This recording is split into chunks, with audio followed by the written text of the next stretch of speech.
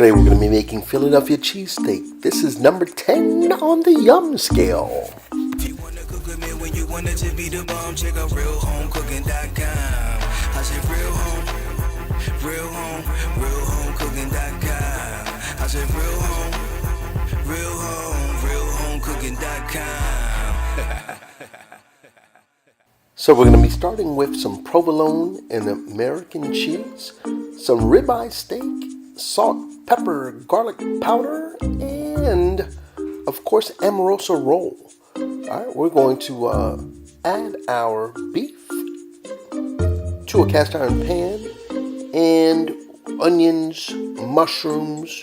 If you want some peppers, go ahead and add that in there too. I'm going to be using some jalapeno peppers for myself.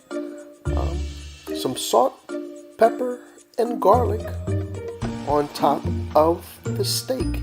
Ribeye steak is the best steak to use because it's going to be nice, tender, and yummy. After that is cooked, go ahead and add provolone cheese, or if you like, American cheese. And you've got to use an Amoroso roll for a Philly cheesesteak. Go ahead and place that on top.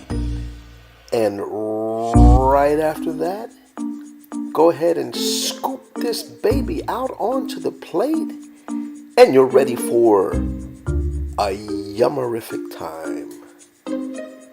Cheesesteak Philly style. Yeah, boy.